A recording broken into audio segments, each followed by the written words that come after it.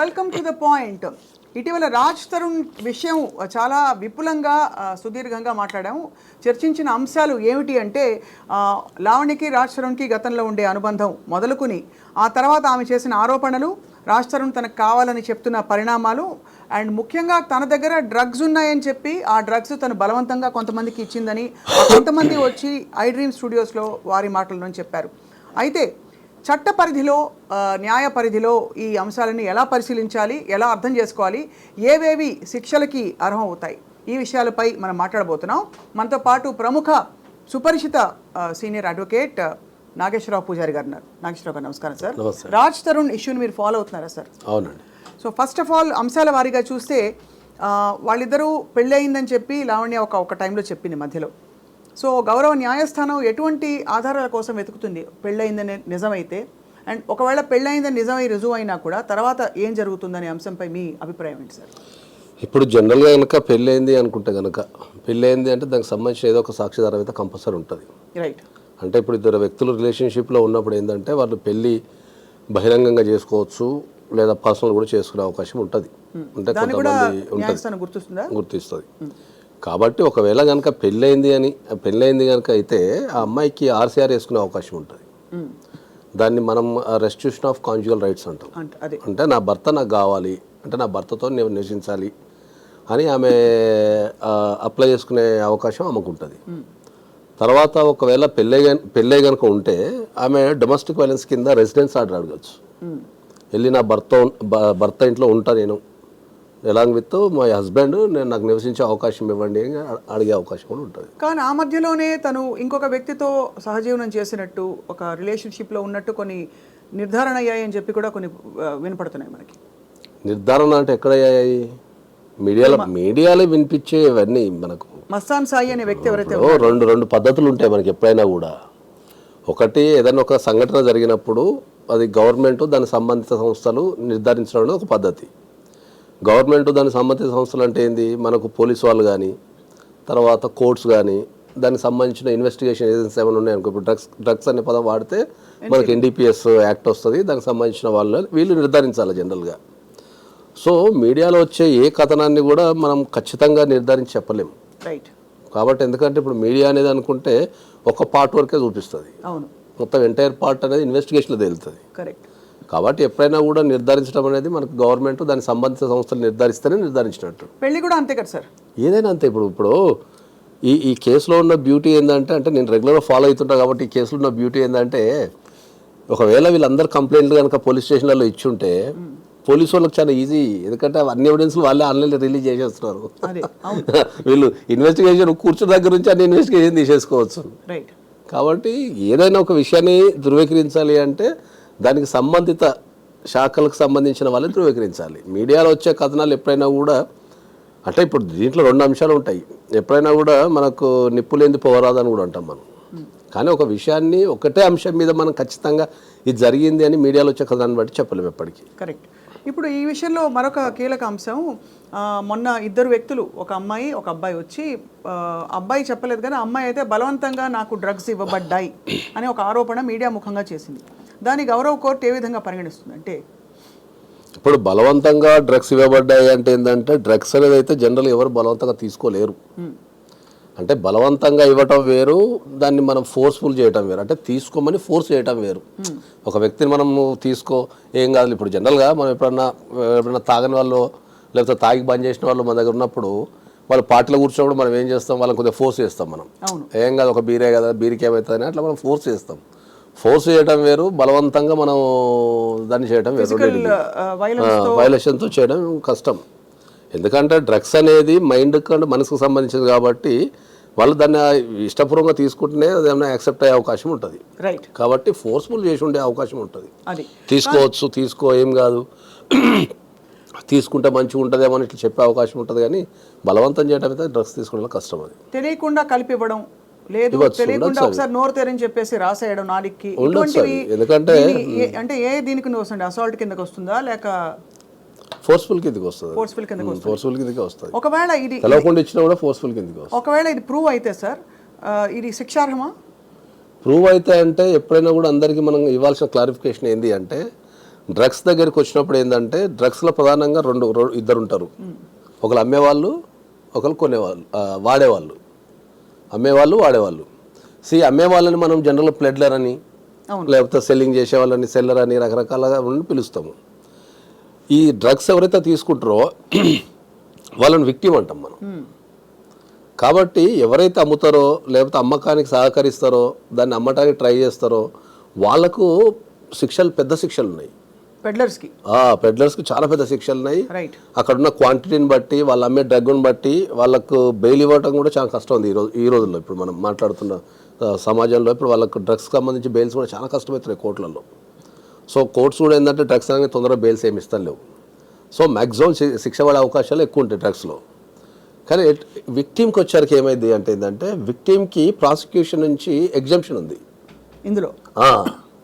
So ఇప్పుడు ఎవరన్నా ఒక డ్రగ్స్ తీసుకొని, ఎందుకంటే జనరల్గా డ్రగ్స్ గురించి ఎక్కువ మాట్లాడా, ఎందుకంటే చట్టంలో ఉన్న ప్రొవిజన్స్ చెప్తే ఇంకా వినియోగం పెరిగే అవకాశం ఉంటుందేమో అనే ఉద్దేశంతో ఎప్పుడు నేను మాట్లాడగానే. కాబట్టి ఎప్పుడైతే విక్టిమ్స్ ఉంటారో వీళ్ళకు ప్రాసిక్యూషన్ నుంచి మినహాయింపు ఉంటుంది. ఎప్పుడు వీళ్ళు డ్రగ్స్ తీసుకున్నాను ఒప్పుకొని ఒక 15 days 1 month రిహాబిలిటేషన్ సెంటర్లో వీళ్ళు గడపాలా, గడిపి అక్కడ నుంచి సర్టిఫికేట్ తెచ్చుకోవాలా, ఏమని మేము డ్రగ్ క్లియర్ అయిపోయినాం, డ్రగ్ ఫ్రీ అయిపోయినాం, వీళ్ళు ఇంకా డ్రగ్స్ తీసుకునే అవకాశం లేదు, వీళ్ళ మానసిక పరిస్థితి కానీ వీళ్ళకి అలవాటు లేదని చెప్పి వాళ్ళు సర్టిఫికేట్ ఇస్తే ఆ సర్టిఫికేట్ తీసుకెళ్ళి మనం కోర్టులో కానీ లేదా పోలీస్ స్టేషన్లో కానీ మన పేరు కనుక ఉంటే అక్కడ నుంచి మనల్ని మినహాయించే అవకాశం ఉంటుంది ఆ కేసు నుంచి. సో ఎప్పుడైనా డ్రగ్స్ అనేది వచ్చినప్పుడు మనం ఆలోచించాల్సింది ఏంటంటే వీళ్ళు ప్లెడ్లరా లేకపోతే వీళ్ళు విక్టిమ్సా, అంటే వాడే వాళ్ళని ఆలోచించాలా. రెండిట్లో ఏదో ఒకటే ఉంటుంది. అలా కాదు, పెడ్లర్ కాదు, అమ్మలేదు, కానీ వాళ్ళ పొజిషన్లో ఉండే డ్రగ్స్ని ఒక 2-3 స్నేహితులకి, కొంతమందికి బలవంతంగా, కొంతమందికి చొరవతో ఇచ్చారు. వాళ్ళని ఏమంటారు? ఇప్పుడు ఎవరిది పొజిషన్లోనన్నా డ్రగ్స్ కనుక ఉంటే చట్టంలో ఏంది అంటే మనం ప్రతిదానికి ఒకటి కమర్షియల్ క్వాంటిటీ అని ఉంటుంది. అదే అంటే ఇప్పుడు గాంజా ఉందనుకో, ఒక వ్యక్తి ఎంతవరకు క్యారీ చేయొచ్చు, ఇట్లా రకరకాల డ్రగ్స్ ఎంతవరకు క్యారీ చేయొచ్చు, అసలు క్యారీ చేయకూడదు అనేది చట్టంలో స్పష్టంగా నిర్వచించిన టేబుల్ ఉంది. అవును. సో ఆ క్యారీ చేసినంత వరకు అయితే వాళ్ళు విక్టిమ్ కిందనే వచ్చే అవకాశం ఉంటుంది. ఒకవేళ వాళ్ళు వాడితే, అంతకంటే మించి ఉంటే వాళ్ళని కంపల్సరీ పెడ్లర్ కిందనే గుర్తిస్తారు. పెడ్లర్ కింద గుర్తిస్తారు. వాళ్ళు అమ్మిన అంటే డబ్బులు తీసుకున్నా లేకపోయినా పొజిషన్లో ఉంది అంటే దాని అర్థం నీ పొజిషన్లో చట్టానికి మించిన పరిమితి నీ దగ్గర ఉంది అంటే నువ్వు ప్లెడ్లర్ అయితే నీ దగ్గర ఉంటుంది. ఇప్పుడు ఈ అంశం మాట్లాడుతూ మొన్న లావణ్య గారు కూడా ఏమన్నారంటే దట్ ప్రీతి ఎవరైతే ఆరోపణ చేస్తున్నారో ఇలాగ తనకి బలవంతంగా డ్రగ్స్ ఇచ్చారు, చాలా కాలం పాటు డ్రగ్స్ ఇచ్చారు, తను రీహాబిలిటేషన్ సెంటర్కి వెళ్ళి నయం అయ్యి అందులో డిఎడిక్ట్ అయ్యి బయటకు వచ్చి సర్టిఫికేట్తో పాటు హీఈస్ అవుట్ రైట్ నౌ. కానీ అలవాటు చేసిన ఆ వీడియోలు తన దగ్గర ఉన్నాయని చెప్పి ప్రీతి ఆరోపిస్తే ఆ అమ్మాయి గతం నాకు తెలుసు, ఆ అమ్మాయికి గతంలో చాలామంది బాయ్ ఫ్రెండ్స్ ఉన్నారు అని లావణ్య ఆరోపణ చేశారు. దానికి ఏమైనా పొంతన సంబంధం ఉంటుందా సార్? అంటే మనిషి నడవడిక తెలుసుకోవడంలో. అదే ఇప్పుడు మనం ఏం చెప్తామంటే ఏంటంటే జనరల్గా ఏమవుతుందంటే మనం ప్రపంచంలో ప్రతిదానికి ఒక చట్టం ఉంది, దానికి కొన్ని రూల్స్ పర్మిట్స్ ఉన్నాయి. ఇప్పుడు ఒక అమ్మాయి కనుక ఇప్పుడు నేను ఎవరికైనా బలవంతంగా పనిచేసిన అనుకో, ఆ పరిస్థితికి వాళ్ళు లొంగిపోయినా, సపోజ్ తప్పించుకోవడానికి వీలు లేదు లేకపోతే ఒక చేయాల్సి వచ్చింది లొంగిపోయినా, దాని తర్వాత వాళ్ళు కంపల్సరీ రిలీజ్ కావాల్సిందే. ఎందుకంటే అది నిజంగా బలవంతం చేసినా లేకపోతే స్వతంత్రంగా తీసుకున్నా అని. అట్లా బలవంతం చేసినప్పుడు వాళ్ళు ఎనీ ఫోరం, ఇప్పుడు అంతా ఆన్లైన్ కంప్లైంట్సే కదా. ఇప్పుడు ఇంకా కొత్త చట్టంలో అయితే ఇంటికాడ కూర్చొని మనం ఆన్లైన్ కంప్లైంట్ చేయొచ్చు. అవును. ఒకవేళ అమ్మాయి దగ్గర డ్రగ్స్ పొజిషన్ ఉంది లేకపోతే అమ్మాయి అలవాటు చేస్తున్నప్పుడు you can go to the any forum, any police station, walk in to the police station, give a complaint. So అది ఇవ్వలేదు కనుక దాన్ని ఎలా అన్వయించుకుంటారు మరి? ఇక వన్ ఆఫ్ ద అంతే కదా. అంటే బట్ ఇక్కడ అంటే నీకు అవసరం వచ్చినప్పుడు ఏంటంటే ఇప్పుడు ఒక నేరం చట్టంలో చాలా స్పష్టంగా చెప్పబడుతుంది. ఒక నేరం చేసినోనికి ఎంత శిక్ష పడుతుందో ఆ నేరం జరుగుతుందనో జరిగిందనో చెప్పని వాళ్ళకు కూడా అంతే శిక్ష ఉంటుంది. అంటే నేరం జరగబోతుందని నీకు తెలిసి చెప్పకపోయినా అంతే శిక్ష. కానీ అది బెదిరింపుకి లోనయ్యి ఆ బెదిరింపు వల్ల నేను బయట చెప్పలేదు, మా వ్యక్తిగత జీవితాలని ఎక్కడ బయట పెడతారని ఆ బెదిరిస్తూ మా ఫోన్లు లాక్కుని ఇలా చేశారనే ఆరోపణని దాన్ని ఎంతవరకు తావిస్తుంది? ప్రాక్టికాలిటీ ఆలోచించండి. ఈ రోజులలో ఫోన్లు లాక్కోవడం అనేది, బెదిరించడం అనేది ఒక వ్యక్తిని మనం బంధించగలుగుతామా? ఇప్పుడు నా ఫోన్ ఉంది అనుకుందాం, ఇప్పుడు నన్ను బెదిరించారు, మీరు బెదిరిస్తే నేను ఇక్కడ నుంచి ఒక 100కి కాల్ చేయలేనా? లేకపోతే ఒక వాట్సాప్కి నేను ఒక మెసేజ్ పెట్టలేనా? ఇప్పుడున్న డిపార్ట్మెంట్లు, మ్యాక్సిమం డిపార్ట్మెంట్లు ఇంక్లూడింగ్ ఏసీబీ అనుకోండి, నార్కోటిక్స్ అనుకోండి, తర్వాత పోలీస్ వ్యవస్థ కానీ ప్రతి పోలీస్ స్టేషన్కి వాట్సాప్ ఉంది, షీ టీమ్స్కి వాట్సాప్ ఉంది. అవును. ఒకవేళ ఇవ్వాలనుకుంటే కంప్లైంట్ ఎక్కడి నుంచి అని ఇవ్వచ్చు నువ్వు.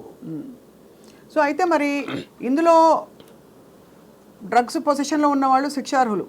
డెఫినెట్లీ పోలీసు వాళ్ళు కనుక ఫైండ్ అవుట్ చేస్తే డెఫినెట్లీ పోలీసు వాళ్ళు ఫైండ్ అవుట్ చేస్తే గతంలో ఒక మోతాదు దొరికింది కాబట్టే ఆ ఫలానా సదరు వ్యక్తి లావణ్య అనే అమ్మాయి కొంత రిమాండ్లో ఉన్నారు కొంతకాలం పాటు, 45 days. ఒకవేళ ప్లెడ్లర్ కింద దొరుకుంటూ ఉండొచ్చు అంతే. అంటే ఆ కేసుకు సంబంధించి అయితే నాకు ఐడియా లేదు.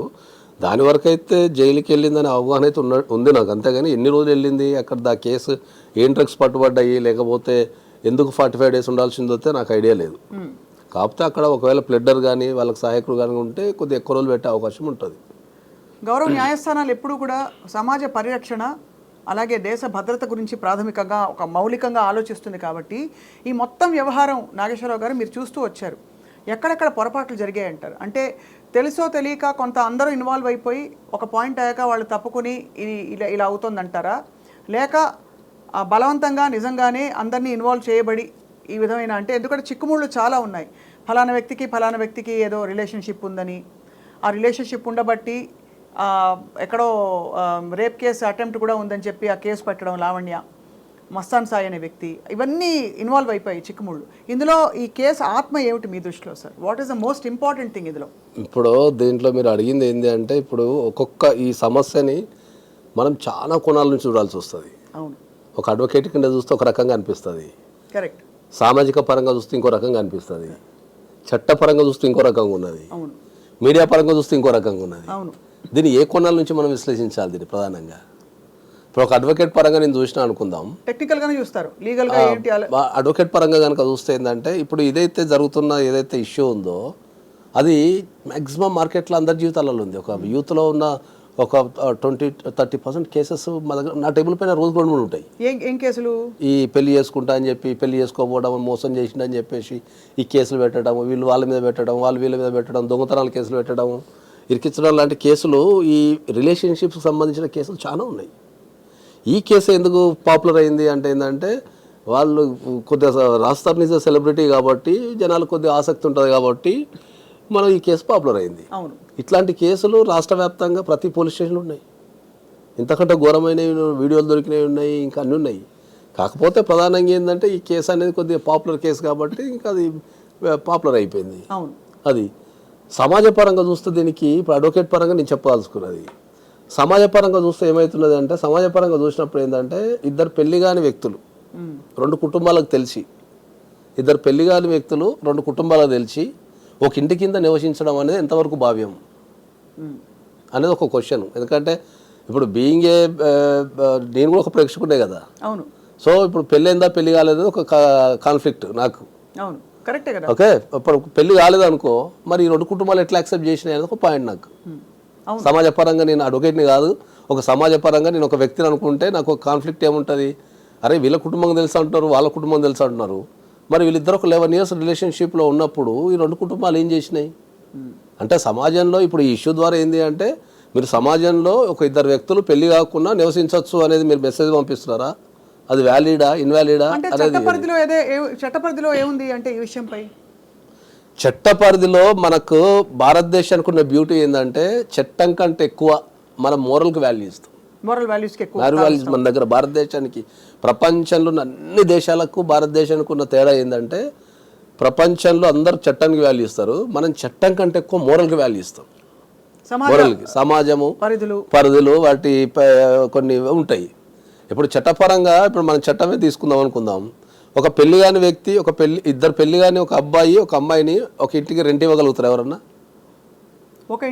ఒక ఇంట్లో రెంట్ ఇవ్వగలుగుతారా? అంటే చాలా ఈ మధ్య ఇవ్వట్లేదు. అసలు రెండో వ్యక్తి వచ్చి వస్తూ పోతూ ఉండే ప్లేసెస్ మీద చేసుకుంటున్నారు. అంటే నిజమే, అంటే నిజంగా చూస్తే కలిసి ఎవరు తీసుకోవట్లేదు రెంట్కి. కలిసి తీసుకోవడం లేదు, మనం చట్టము మొరల్ మాట్లాడుతున్నాం. చట్టము మొరల్ మాట్లాడేటప్పుడు ఇద్దరు పెళ్లి కాని వ్యక్తులు పోయి రెంట్కు తీసుకునే అవకాశం ఉందా? లేదు. ఇస్తున్నారా? మరి చట్ట ప్రకారం ఇవ్వాలి కదా, ఇవ్వాలి. ఇప్పుడు చాలా హోటల్స్లో కపుల్స్కి మాత్రమే రూమ్స్ ఇస్తారు. అన్మ్యారీడ్ వాళ్ళకి ఇప్పటికి కూడా ఇండియాలో ఇప్పటికి కూడా చాలా చోట్ల బోర్డు పెట్టి ఉంటుంది, unmarried couples are not allowed అని చెప్పేసి. మరి అకార్డింగ్ టు ద లా అయితే మరి వెళ్ళాలి కదా మరి. కాబట్టి ఏంటంటే మనకు మోరల్కి వాల్యూ ఇస్తాం కాబట్టి చట్టంలో మేజర్ అయిన ఇద్దరు వ్యక్తులు కలిసి ఉండే అవకాశం ఉంది. ఎందుకంటే లివ్ ఇన్ రిలేషన్షిప్ అనేది కోర్టులు కూడా గుర్తించినాయి. గుర్తించిందా సార్? గుర్తించినాయి. లివ్ ఇన్ రిలేషన్షిప్స్ కోర్టులు గుర్తించినాయి. మన సాంప్రదాయం కాకున్నా కూడా మేజర్ అయిన ఇద్దరు వ్యక్తులు కలిసి ఉండే అవకాశం ఉంది అని చెప్పి గుర్తించినాయి. సో లివ్ ఇన్ రిలేషన్షిప్ కోర్టులు గుర్తించిన సామాజిక పరంగా మోరల్గా అది తప్పేనంట మనం. రైట్. ఎవరు కూడా ఒప్పుకోరు కదా. ఒక అమ్మాయి కానీ ఒక అబ్బాయి కానీ ఇప్పుడు నేనే ఉన్నా నా కొడుకు పోయి ఇంకో అమ్మాయిని పెళ్లి కాకుండా నేను కాపురం చేస్తా అంటే ఎవరు ఒప్పుకోరు కదా. మోరల్గా ఒప్పుకోరు. చట్టపరంగా మనం ఏం చేయలేం దాంట్లో.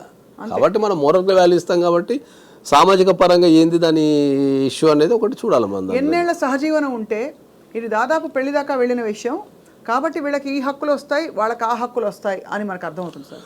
జనరల్గా సహజీవనంలో 2 సంవత్సరాలు కంటిన్యూస్ లివింగ్ ఉంటే వాళ్ళిద్దరిని భార్యాభర్తల కింద పరిగణించే అవకాశం కోర్టుకుంటుంది. సో అక్కడ పెళ్ళైందా లేదా అనే ఫోటో ముఖ్యం కాదండి. అవసరం లేదు.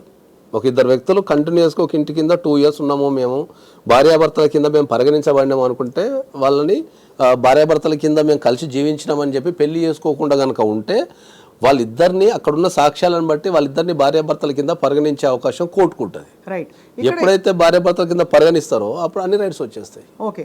ఇక్కడ ఇంకో క్వశ్చన్, అదే టైంలో భార్య ఇంకొక వ్యక్తితో కానీ భర్త ఇంకొక వ్యక్తితో కానీ ఎక్స్ట్రా మ్యారిటల్ అఫేర్ పెట్టుకుంటే, అంటే నేను అనేది live in relationship come marriage అని ఏదైతే అనుకుంటున్నామో ఆ పరిధిలో జరిగితే అది చట్ట కోణంలో నేరమా, శిక్ష పడే నేరమా?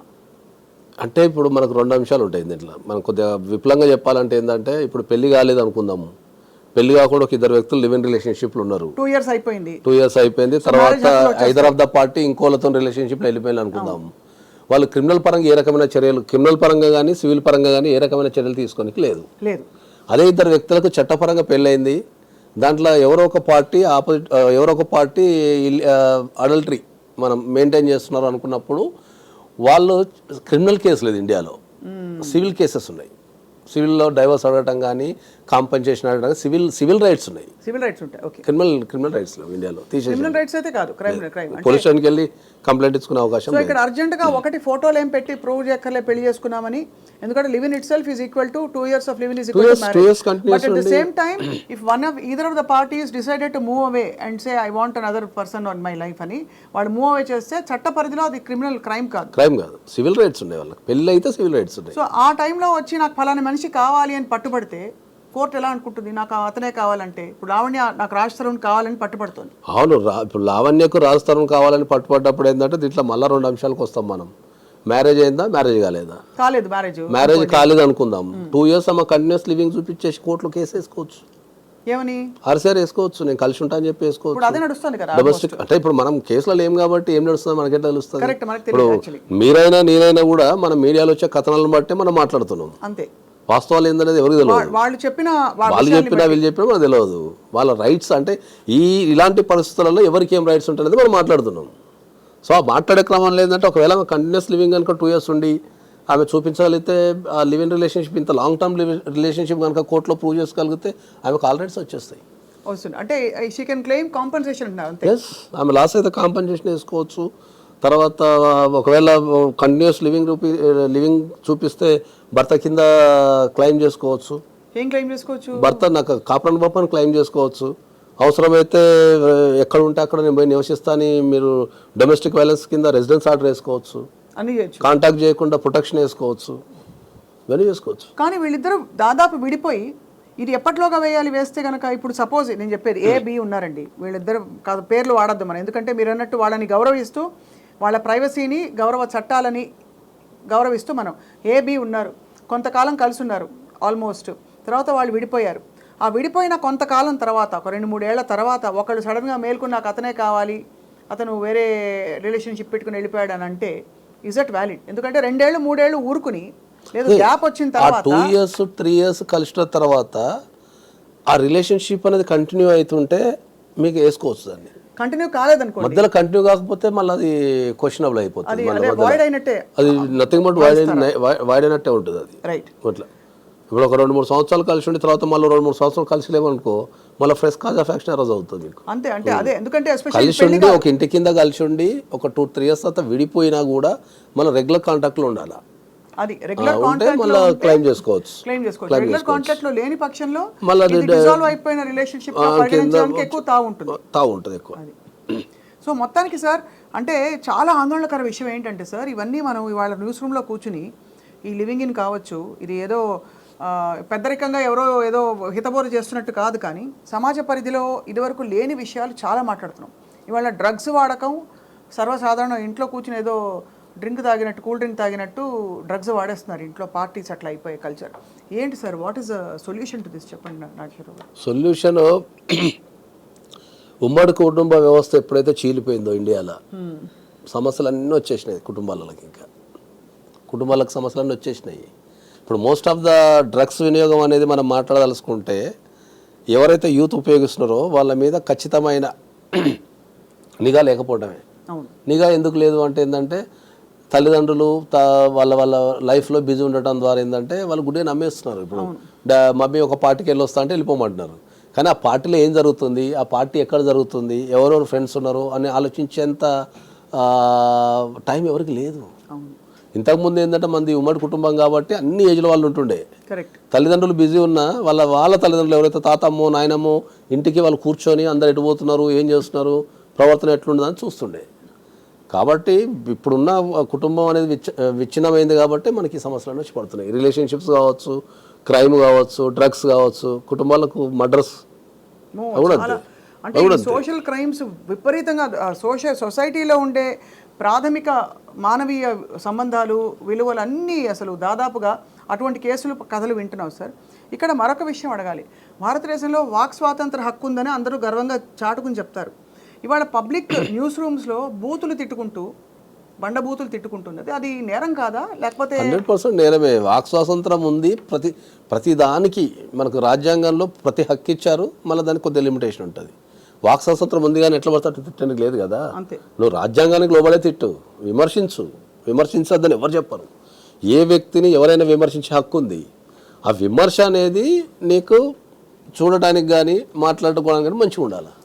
తిట్టుకునే లెవెల్కి వెళ్ళొద్దు ఎప్పుడు అనేది, అది పర్సనల్గా తిట్టుకునే లెవెల్కి వెళ్ళొద్దు అనేది చెప్తాం మనం. దానికి వాచ్ డాగ్ ఎవరు సార్?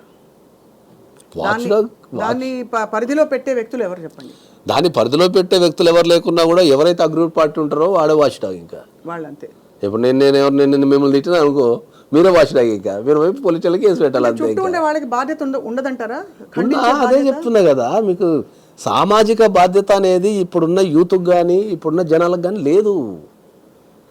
ఎందుకంటే ఇంతకుముందు సమాజం అనేది సామాజిక బాధ్యత భయంతోనే బతికిపోయినాం మనం. మీకు నేను కొన్ని లక్షల ఉదాహరణలు చెప్తాను మీకు, సామాజిక బాధ్యత లేదు అంటే లక్షల ఉదాహరణలు చెప్తాను నేను మీకు. ఇప్పుడు ఇంతకుముందు ఒక పెళ్ళైన అమ్మాయి ఉంటే, ఆ పెళ్ళైన అమ్మాయి పండగ పూట ఒక 30 సంవత్సరాల క్రితం వెనక్కి వెళ్తే, పండగ పూట ఒక ఇంటికి వెళ్తే ఒక్కరోజు ఎక్స్ట్రా ఉన్నా కూడా ఈ ఇంటి పక్కల చుట్టుపక్కల వాళ్ళందరూ అడిగేటోళ్ళు, ఏమైంది ఇంకా పోలేదా, ఇంకా అయ్యో ఇంకా పండగ అయిపోయింది కదా, మీ అల్లు రాలేదా, తీసుకపోవడా, లేకపోతే మీరు పంపారా అని వాకం చేసేటోళ్ళు. ఆ భయానికి బస్సు ఎక్కిస్తుండే. అర్థమైందా? అది సామాజిక బాధ్యత. ఇప్పుడు పెళ్లి చేసుకున్న తెల్లారి నుంచి ఇంటున్నా ఎవరు అడుగుతలేడు. ఏమంటున్నారు, నాకెందుకు ఆమె పెళ్లి చేసుకోకపోతే నాకెందుకు, చేసుకోకపోతే నాకెందుకు అనే భయం అంటే వీళ్ళు కూడా అంతే అయిపోయారు. ఇంకా అట్లనే ఇప్పుడున్న యూత్ కూడా ఉన్న ఎన్నో ప్రొవిజన్స్, రకరకాల చట్టపరంగా రకరకాల ప్రొవిజన్స్ అన్నీ ఉన్నా కూడా వాడు అక్కడ కూర్చుంటాడు, విమర్శిస్తాడు తప్ప ఒక అడుగు ముందుకెళ్ళాడు. ప్రభుత్వాలన్నీ సరిగ్గా నిలవడానికి మనకు ఆర్టీ యాక్ట్ పెట్టారు, వాచ్ డాగ్ అని చెప్పారు ఇంతకుముందు. అంతే, వాచ్ డాగ్ అందరున్నా కూడా మన ప్రతి పౌరుడు వాచ్ డాగే టు ద గవర్నమెంట్. కరెక్ట్. ఏ డిపార్ట్మెంట్ అయినా ఏ టైం అయినా పోయి క్వశ్చన్ అడిగి నాకు పలానా ఇన్ఫర్మేషన్ ఇవ్వాలంటే ఇవ్వాలి వాళ్ళు తప్పకుండా. కరెక్ట్. మరి ఎన్ని ఆర్టీ అప్లికేషన్లు మన సోకాల్డ్ యూత్ ఎన్ని ఆర్టీ అప్లికేషన్లు వేసి ఇప్పుడు రోడ్లు బాగాలేవని తిట్టుకుంటున్నాం, కానీ మరి రోడ్డుకు సంబంధించి ఏమైంది, మరి దీనికి ఎందుకు వేస్తలేరు రోడ్లు, మరి మా ట్యాక్స్ పన్ను ఏమైందని ఎవరు అడుగుతున్నారు? కాబట్టి వాచ్ డాగ్ అనేది సమాజంలో అందరం వాచ్ డాగ్. చాలా మొత్తానికి సార్ బాధాకరమైన పరిణామాలు ఏంటంటే యువత వాళ్ళు ఇప్పుడు వాళ్ళ పేరెంట్స్కి ఎంత కడుపు కోత అనిపిస్తుంది. వాళ్ళు బయటకు వచ్చి సరే వేరే వాళ్ళు అలవాటు చేశారో, వాళ్ళు అలవాటు బారిన పడ్డారో, ఏదైనా సరే పిల్లలకి దురలవాట్లు లేకపోతే హానికరమైన అలవాట్లు ఉన్నాయంటే తల్లులకి తండ్రికి బాగా గుండె తరుక్కుపోతుంది సార్. నేను అందరికీ చెప్తున్నా ఏంటంటే కొద్దిగా పిల్లల మీద ఎప్పుడు కూడా దృష్టి పెట్టమని చెప్తాను నేను కంపల్సరీ. కాలేజీలలో కానీ, ఇంజనీరింగ్ కాలేజీలో కావచ్చు, మెడికల్ కాలేజీలో కావచ్చు, తర్వాత వీళ్ళు వెళ్ళే పార్టీస్ కానీ, ఈ పబ్స్కి వెళ్ళినప్పుడు కానీ ఖచ్చితంగా వాళ్ళని ఒక వేయగలిగితేనే రేపు ఎవరికి ఆ కడుపు కోత అనేది ఉండదు. అది నేను చెప్పేది. రైట్ నాగేశ్వరరావు గారు, చాలా ఆలోచింపజేసే విషయాలు. అంటే చట్ట పరిధిలో వచ్చే విషయాలు కొన్ని టెక్నికల్గా ఉన్నా ఉండకపోయినా సమాజ పరిధిలో కొన్ని అన్యాక్సెప్టబుల్, తప్పు రైటు శిక్షలు పడతాయని పక్కన పెడితే అన్యాక్సెప్టబుల్ విషయాలు ఇంకా చలామణి అవుతున్నాయి. వాటికి మేబీ శిక్ష పడకుండా తప్పించుకోవచ్చు, కానీ గౌరవము, హుందాతనము, ఇంకా తర్వాత విలువలు కోల్పోయి బ్రతకడం అన్నది కూడా అది అంత శ్రేయస్కరమైన పరిణామం కాదు. ఎందుకంటే వాళ్ళ ద్వారా ఇంకా తర్వాత తరాలకి, వాళ్ళ పిల్లలకి వాళ్ళు చెప్పుకునే నేను అది చాలా సందర్భాల్లో అందరికి చెప్తాను. నేను వ్యక్తిగత విషయం వేరు, సామాజిక పరమైన విషయం వేరు అని చెప్తాను. నేను ఇప్పుడు వ్యక్తిగత విషయాన్ని ఎప్పుడు కూడా మీడియాకి ఇవ్వద్దని చెప్తాను ఎప్పుడు. ఓకే, ఎందుకంటే ఇప్పుడు సామాజిక పరమైన ఇష్యూలు అంటే ఏంటంటే ప్రపంచానికి తెలవాలా, ఏం తప్పు జరుగుతుంది, ఏం తప్పు జరగటం లేదన్నది ప్రపంచానికి తెలవాలి. కాబట్టి అది మీడియాకి ఇవ్వడంతో, మీడియాలో చర్చ జరగడంతో బాగానే ఉంటుంది. వ్యక్తిగత విషయాలు ఏవైతే ఉంటాయో అవి మనం ఒక వ్యక్తి మీద పగ తీర్చుకోవడానికో లేకపోతే ఇబ్బంది పెట్టడానికో మనం మీడియాకి వెళ్ళడం ద్వారా, ఇప్పుడు మీడియాలో ఉన్న రికార్డులన్నీ అట్నే ఉండిపోతాయి కదా. రేపు ఇంకా 10 ఇయర్స్కో 5 ఇయర్స్కో ఏదో ఒక సంఘటన జరిగినప్పుడు ఎవరో ఒకరు గుర్తు చేస్తూనే ఉంటారు.